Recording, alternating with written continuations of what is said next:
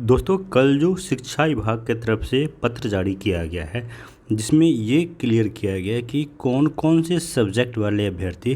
किस सब्जेक्ट के लिए एलिजिबल होंगे। वहाँ पर जो बीटेक के अभ्यर्थी हैं जो STET 19 में क्लास 9-10 में साइंस और मैथ के लिए एलिजिबल थे, कुछ लोगों का ये कहना है और या फिर यूँ कह लीजिए कि कुछ लोगों के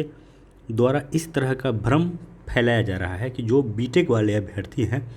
वो 9-10 के साइंस में अब एलिजिबल नहीं होंगे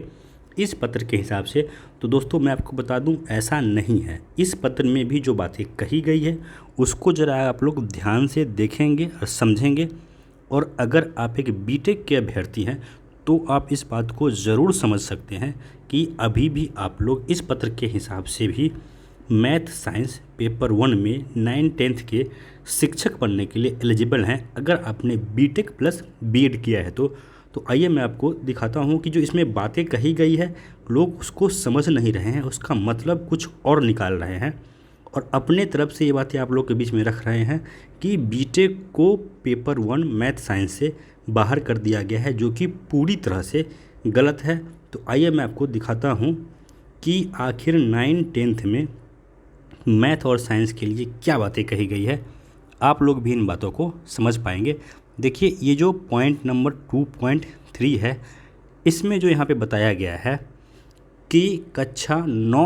से 10 तक के विद्यालय अध्यापक के पद पर नियुक्ति हेतु विषय समूह निम्नवत होगा। जहाँ पे देखिए क्या कहा गया है कि गणित सब्जेक्ट में कौन लोग शिक्षक बनने के पात्र होंगे। तो देखिए यहाँ पे कहा गया है कि अगर आप 9-10 में गणित के शिक्षक बनना चाहते हैं तो आपको कौन कौन सा सब्जेक्ट आपके ग्रेजुएशन में यानी कि जिसको आप स्नातक कहते हैं वहाँ पे आपका होना चाहिए। तो देखिए यहाँ पे कहा गया है कि गणित कंपलसरी है, साथ में भौतिकी यानी कि फिजिक्स, देखिए फिजिक्स अथवा यहाँ पे कहा गया है तो समझिए इस बात को, फिजिक्स या फिर इलेक्ट्रॉनिक्स या फिर कंप्यूटर साइंस या फिर रसायन विज्ञान, यानी कि इन सभी में से कोई एक होना चाहिए। तो जो लोग बीटेक हैं उन लोगों को ही ये बात समझ में आएगा, जो लोग नॉन बीटेक वाले हैं उनको शायद ये बात समझ में नहीं आ पाएगा, क्योंकि जो बीटेक होता है किसी भी स्ट्रीम को आप उठा करके ले लीजिए तो आपको वहाँ पे कम से कम अलग अलग यूनिवर्सिटी का अलग अलग क्राइटेरिया है। कहीं पे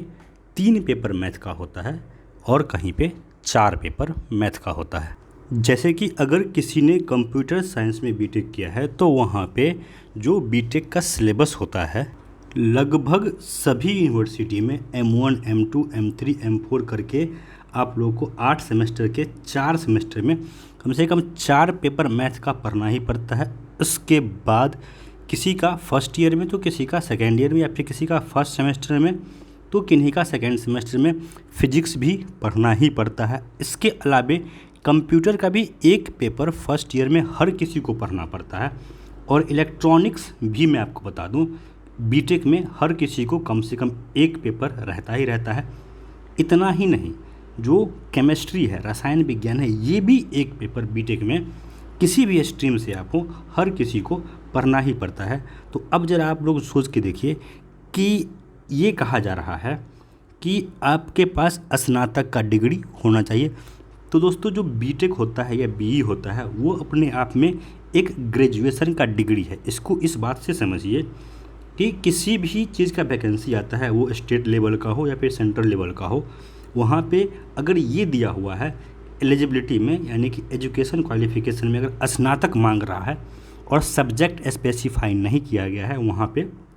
बीटेक वाले बाय डिफ़ॉल्ट एलिजिबल होते हैं। यानी कि ये जो स्नातक शब्द यहाँ पे यूज़ किया गया तो इस स्नातक में आप बीटेक वाले और बीई वाले भी आते हैं। अब रही बात कि बीटेक में भी अलग अलग स्ट्रीम होता है, तो किसी एक स्ट्रीम को यहाँ पे स्पेसिफाई नहीं किया गया है। हर स्ट्रीम, इसका मतलब है कि हर स्ट्रीम वाले एलिजिबल हैं, लेकिन हर वो स्ट्रीम वाले एलिजिबल हैं जिनके स्ट्रीम में मैथ की पढ़ाई कंपलसरी हो और फिजिक्स या फिर इलेक्ट्रॉनिक या फिर कंप्यूटर या फिर केमिस्ट्री में से कोई एक पेपर पढ़ा हो। तो जहाँ तक मैंने भी बीटेक किया है मुझे पता है कि लगभग हर यूनिवर्सिटी में फिजिक्स का हर स्ट्रीम में यानी कि हर ट्रेड में कहीं पे 3 कहीं पे 4 पेपर होता ही होता है मैथ का। इसके बाद फिजिक्स भी होता है, इलेक्ट्रॉनिक्स भी होता है, कंप्यूटर साइंस भी होता है और केमिस्ट्री भी होता है। तो इस हिसाब से जितने भी बीटेक धारी अभ्यर्थी हैं जो कि मैथ और साइंस के लिए एलिजिबल हैं, तो आप लोग देखिए, क्या आपने अपने बीटेक में यानी कि अपने स्नातक में, स्नातक इक्वल टू बीटेक होता है, तो आप अपने बीटेक को स्नातक मान के चलिए। तो क्या आपने अपने स्नातक में मैथ पढ़ा है?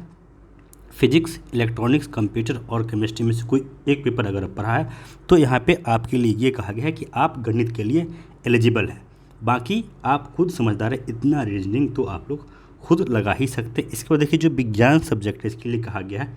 कि स्नातक स्तर पर जंतु विज्ञान, वनस्पति विज्ञान एवं रसायन शास्त्र में पठित हो। तो यहाँ पे जो ये बातें कही गई है खास करके साइंस पेपर की, तो साइंस पेपर के लिए वही लोग एलिजिबल यहाँ पे हो पाएंगे जिन्होंने ग्रेजुएशन लेवल पे जंतु विज्ञान यानी कि जो आपका जूलॉजी होता है उसी का पार्ट होता है आपका, बायोलॉजी में दो ही आता है दोनों, जूलॉजी और बॉटनी